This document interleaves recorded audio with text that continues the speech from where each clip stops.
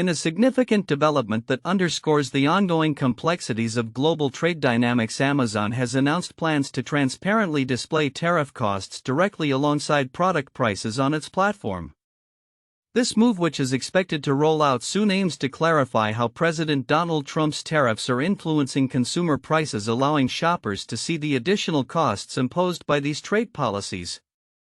According to a source familiar with the initiative, this transparency is part of Amazon's strategy to distance itself from the financial repercussions of the trade war initiated by the Trump administration. The decision comes at a time when tariffs, particularly those affecting imports from China and other trading partners, have become a contentious issue. By itemizing the tariff costs, Amazon hopes to mitigate potential backlash from consumers who may feel the pinch of higher prices. This initiative reflects a broader trend where businesses seek to navigate the complexities of the current economic landscape, which has been marked by rising costs and political uncertainty. President Trump's trade policies have been both praised and criticized, with supporters arguing that they are necessary for protecting American jobs in industries. However, the economic fallout has been felt across various sectors, leading to mounting concerns among investors and consumers alike.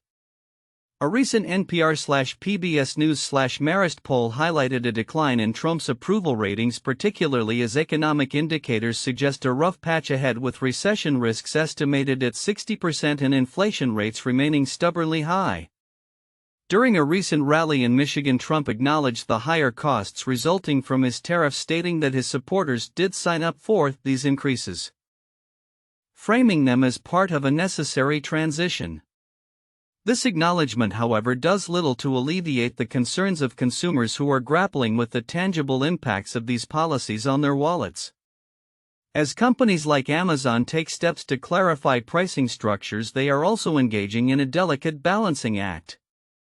The pressure to maintain consumer trust while adhering to government policies presents a unique challenge.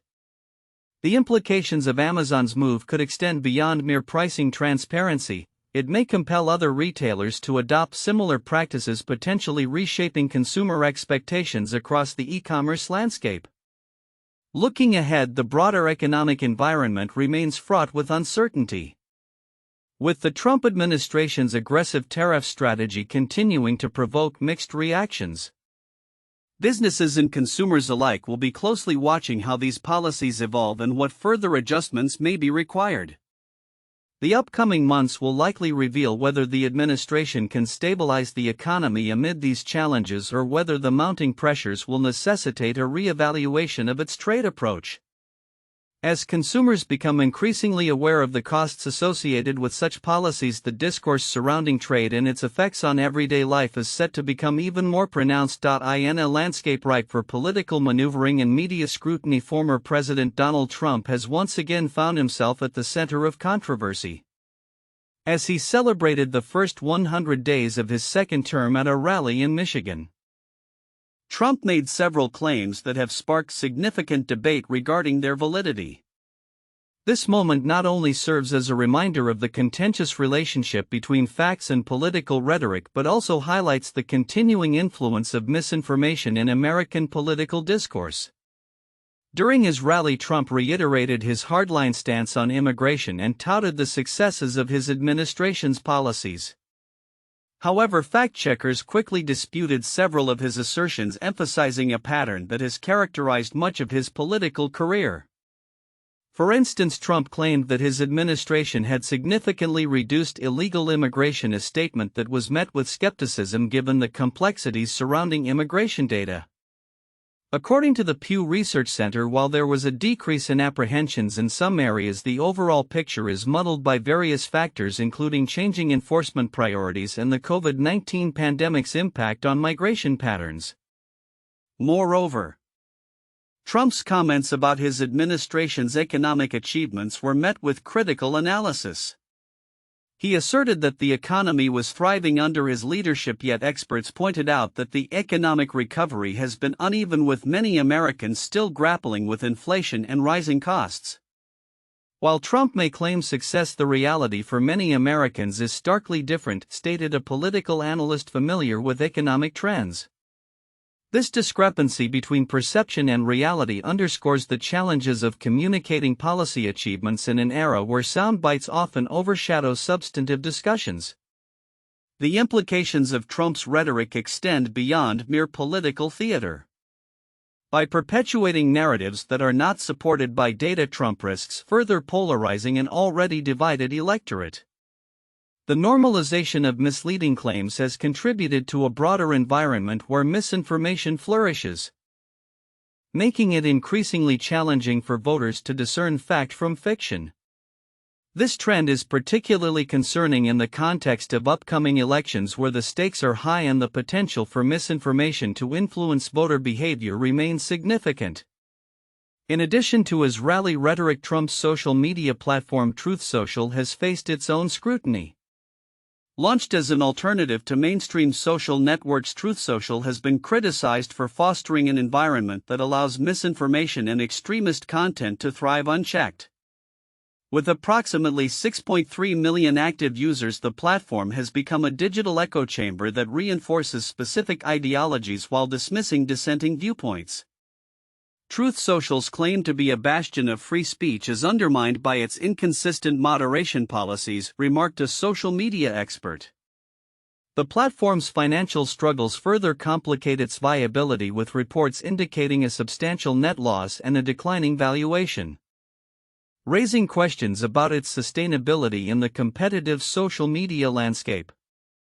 As Trump navigates the political waters of his second term, the challenges he faces are multifaceted. His recent comments regarding international affairs, particularly concerning Russia and Ukraine, reveal a troubling disconnect between his ambitions and the realities of global diplomacy. Trump's assertion that he could broker peace on his first day in office has proven overly optimistic given the complexities of the ongoing conflict. His recent criticism of Russian President Vladimir Putin marks a notable shift, yet it also highlights Trump's struggle to grasp the nuances of international relations. In conclusion, the first 100 days of Trump's second term have been marked by a blend of familiar rhetoric, controversial claims, and a contentious media landscape. As he continues to rally his base and navigate the challenges of governance, the implications of his words will likely resonate far beyond Michigan. The interplay between political narratives and factual accuracy remains a critical battleground, shaping not only the future of Trump's political aspirations but also the broader discourse within American democracy. As the nation moves forward, the imperative for transparency and accountability in political communication has never been more urgent. In a striking revelation during an exclusive interview with ABC News, President Donald Trump expressed his willingness to facilitate the return of Kilmar Abrego Garcia, a Maryland resident who was mistakenly deported to El Salvador. This declaration came as Trump marked his 100th day in office, a period characterized by bold and contentious policy moves. The case of Abrego Garcia has drawn significant attention amid ongoing debates about immigration policies, the administration's deportation practices, and the legal implications of such actions. During the interview, ABC News anchor Terry Moran pressed Trump on the Supreme Court's order mandating that Garcia be returned to the United States. Trump, while acknowledging the order, attempted to distance himself from the decision-making process, asserting, "I'm not the one making this decision." He further complicated the narrative by labeling Garcia as a member of the criminal MS-13 gang, a characterization that Garcia's lawyers vehemently refute, maintaining that he has no criminal record in either the U.S. or El Salvador and has not been charged with any crime. The president's comments came amidst broader criticism of his immigration policies, which have faced scrutiny from both legal experts and activists. The Supreme Court's ruling represents a significant legal challenge for Trump's administration, which has been criticized for its aggressive stance on deportations. The order from the Supreme Court stands, Moran reminded Trump, highlighting the tension between the law and the administration's ongoing deportation efforts. The exchange underscored the complexities of immigration enforcement and the potential for public backlash against perceived overreach. As Trump navigates the challenges of his second term, his approach to immigration is just one facet of a broader, tumultuous agenda. From the onset, his administration has implemented sweeping changes aimed at reshaping federal policies, including the controversial introduction of tariffs on international trade and efforts to dismantle various government initiatives. These moves have led to significant economic implications, with a recent NPR/PBS News/Marist poll indicating a decline in public approval regarding his handling of immigration and economic policies. Moreover, Trump's first 100 days have been marked by a palpable sense of chaos and a departure from traditional governance. His administration has faced internal strife, with high-profile firings and the controversial influence of figures like Elon Musk, who has played a role in the government restructuring through his informal Department of Government Efficiency (DOGE). Critics argue that this approach has fostered an environment of uncertainty, particularly in relation to the economy, as trade wars and tariff implementations have rattled financial markets. In light of these developments, Trump's administration appears to be testing the boundaries of executive power, particularly regarding immigration enforcement and foreign policy. As the legal landscape continues to evolve, the coming months will be crucial in determining how far the administration can go in implementing its agenda, especially in the face of judicial challenges. As Trump prepares to address the public in a town hall event, he will likely reiterate his commitment to his core policies while defending his administration's actions. The future remains uncertain, and the implications of these policies will undoubtedly resonate well beyond the current administration as they shape the discourse around immigration, economic stability, and the balance of power in American governance. As President Trump approaches the 100-day milestone of his second term, the U.S. economy is grappling with significant turbulence, raising fears of recession and undermining consumer confidence. Promising a golden age of American prosperity, the administration now faces mounting criticism as economic indicators reveal a contraction in growth and an increasingly uncertain business environment. Recent data from the Commerce Department indicates that the U.S. gross domestic product (GDP) shrank at an annual rate of 0.3% in the first quarter of 2025, a stark contrast to the robust growth of 2.4% recorded at the close of 2024. Analysts attribute this downturn partly to the surge in imports as businesses rushed to stockpile goods ahead of Trump's sweeping tariffs, which went into effect in early April. Imports are traditionally a net negative for GDP, and this surge not only inflated the trade deficit but also contributed to a sharp decline in consumer spending, which grew by only 1.8% during this period. Mark Zandi, chief economist at Moody's Analytics, noted, "Consumers continued driving the train, but with much less gusto than they have been up until now." Consumer confidence has experienced a steep decline, with the Conference Board reporting that worries over tariffs have eclipsed inflation as the primary concern for Americans. Many consumers fear that the president's import taxes will lead to higher prices, potentially dragging the economy into a recession. Zandi emphasized, "At the end of the day, recession is about a loss of faith," warning that diminished consumer confidence could lead to reduced spending and further economic contraction. Despite an unemployment rate holding steady at 4.2%, expectations regarding the job market have plummeted to levels not seen since the Great Recession. A recent survey indicated that nearly one-third of consumers believe hiring will slow in the coming months. The stock market has also been affected, with the S&P 500 down 7.3% since Inauguration Day, marking the worst performance at the start of a presidency in decades. Trump's aggressive tariff strategy, including a 10% tax on nearly all imports and staggering 145% tariffs on various Chinese goods, has elicited mixed reactions from the business community. While some manufacturers like Tom Barr from Michigan have welcomed the tariffs as a means to regain competitiveness against Chinese imports, others are expressing deep concern over the unpredictable nature of these policies. Kurt Carpenter, a Boston-based business owner, lamented that the tariffs have inflicted more damage on his operations than the 2008 housing crisis, stating, "At the end of the day, it's just a tax on the end consumers." The uncertainty surrounding tariffs has resulted in businesses postponing expansion plans and canceling orders from China, leading to predictions of product shortages in the coming months. Jay Foreman, CEO of toy manufacturer Basic Fun, has already halted shipments of popular products, fearing that tariffs will drive prices up and alienate customers. Similarly, Kevin Brusky, a small business owner facing a hefty tariff bill, is contemplating a price increase to absorb the costs, which could further deter consumers. As the economy grapples with these challenges, the White House has attempted to counterbalance the negative narrative by touting a record of over $5 trillion in investments aimed at creating jobs and fostering prosperity.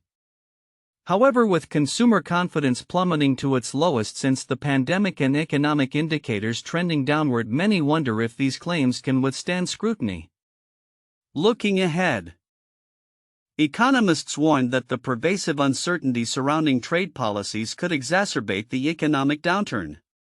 With predictions of a 60% likelihood of recession and some analysts positing even higher probabilities, the situation remains precarious. As the administration navigates this turbulent landscape, it may need to adopt a more stable and predictable approach to trade to restore confidence among consumers and businesses alike. In summary, the initial months of Trump's second term have painted a complicated picture of the U.S. economy, characterized by a mix of cautious optimism from some sectors and deep concern from others. As the administration seeks to balance its aggressive trade policies with the pressing need for economic stability, the coming weeks will be crucial in determining whether the U.S. can avoid the recession that so many fear is on the horizon. In a move that has sparked controversy and drawn criticism from both sides of the political aisle, U.S. Defense Secretary Pete Hegseth recently celebrated the dismantling of the Women, Peace and Security WPS program, an initiative originally signed into law by former President Donald Trump in 2017. Hegseth's announcement, made via a post on social media platform X, labeled the program as a woke initiative pushed by feminists and left-wing activists, suggesting it was out of step with the military's needs and values. The WPS program was designed to recognize and enhance the role of women in achieving security goals, particularly in contexts where cultural or religious norms make it challenging for male troops to engage with women. Its roots trace back to a UN resolution from October 2000 which aimed to integrate women's contributions in peacebuilding efforts, a fact that Hegseth's rhetoric conveniently overlooked. General Dan Kane, chairman of the Joint Chiefs of Staff, recently testified before Congress about the program's effectiveness in combat situations, noting that female service members played a crucial role in understanding and navigating the human terrain during missions. When we would go out into the field after concluding an assault, we would have female members who would speak with those women and children who were on the objective, Kane stated, highlighting the tangible benefits that the WPS initiative brought to military operations. Despite its bipartisan origins and support from several Trump administration officials, including Secretary of State Marco Rubio and Homeland Security Secretary Kristi Noem, Hegseth's comments reflect a broader trend within the Pentagon to eliminate programs perceived as promoting diversity, equity, and inclusion. This initiative aligns with Trump's directive for federal agencies to purge such content, a decision that has led to public outcry, particularly when it resulted in the temporary removal of images of celebrated national figures from military platforms. The backlash against Hegseth's remarks was swift, particularly from Democratic lawmakers. Senator Tim Kaine read Hegseth's post aloud during a congressional hearing, calling it glaring inaccuracies that are far beneath the standard we should expect from the Department of Defense. Senator Jeanne Shaheen echoed this sentiment, stating Hegseth has absolutely no idea what he's doing, raising questions about his qualifications for the role.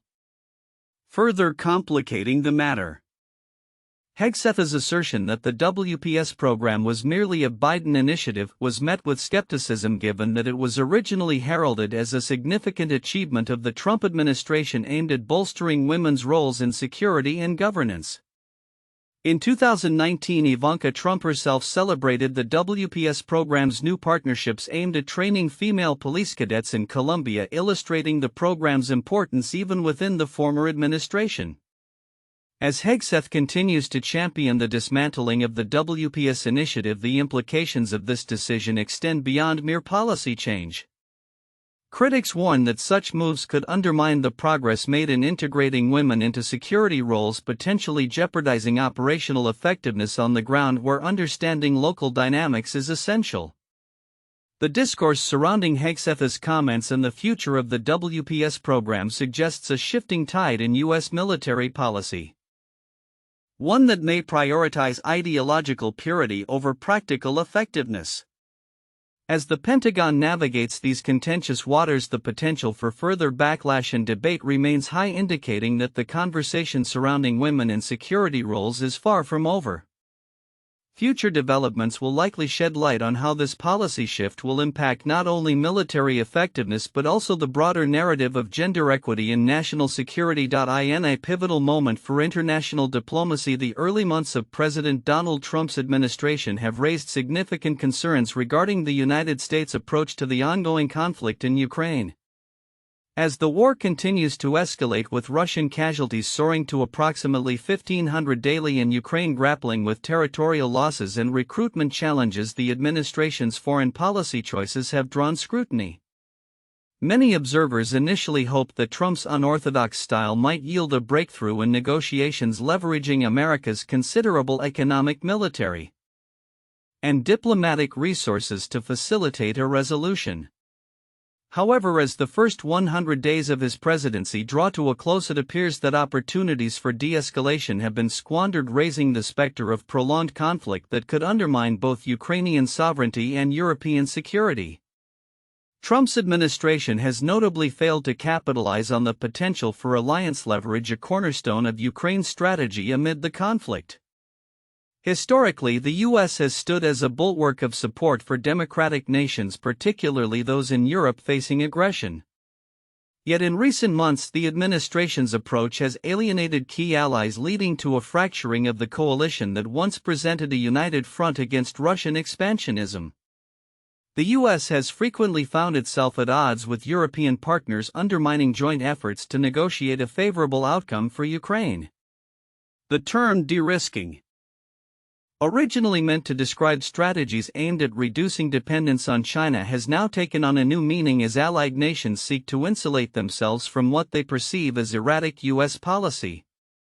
Economic sanctions, a vital tool in exerting pressure on adversaries, have also been mismanaged under Trump's leadership. The administration's pivot towards establishing trusting, friendly ties with Russia has raised eyebrows among experts who recognize the inherently risky investment climate of the Russian economy. By prioritizing bilateral relations, the U.S. has inadvertently granted concessions to Moscow, diminishing its own leverage in negotiations. The prospect of normalized relations appears to benefit Putin rather than the U.S., as Russia's technological and diplomatic standing is further solidified. The administration's misguided emphasis on time leverage has compounded these issues, with officials publicly expressing a desire to close a deal within a 100-day timeframe. It has inadvertently signaled to both Ukraine and Russia that the U.S. is under pressure to act quickly. In this context, Ukraine, fearing a reduction in American support, has shown flexibility in agreeing to ceasefire proposals. Conversely, Russia perceives this urgency as an opportunity to escalate its demands, viewing time as an ally in its pursuit of territorial gains. Without a robust commitment from the U.S. for continued military support, the balance of power continues to tilt in favor of Moscow. Perhaps most troubling is the erosion of moral leverage, a fundamental tenet of U.S. foreign policy since World War II. Trump's administration has frequently refrained from unequivocally condemning Russia's aggression, opting instead to draw false equivalences between the two sides. By questioning the legitimacy of Ukraine's government and even hinting at territorial ambitions of its own, the U.S. risks diminishing its moral standing on the global stage. Putin, for his part, is likely to interpret this moral ambiguity as an endorsement of might over right, emboldening his strategies in Eastern Europe. The consequences of these choices are already manifesting in the dynamics of the conflict. Rather than facilitating a pathway to peace, U.S. policy under Trump has inadvertently strengthened Russia's position, fostering an environment where Moscow can envision victory in Ukraine, a scenario that seemed unlikely just months ago. Moreover, the fractures in transatlantic relations may lead to a deeper rift between the US and its European allies, further complicating future diplomatic efforts. As the Trump administration continues to navigate these turbulent waters, the implications for Ukraine and Europe at large remain dire.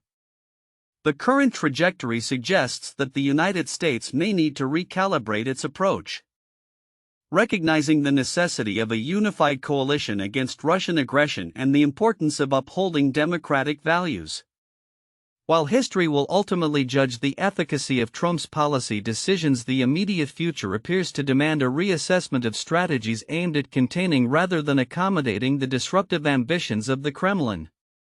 Until then, Ukraine and its allies may find themselves largely left to fend for themselves in a conflict that has profound implications for the stability of Europe and the principles of international order.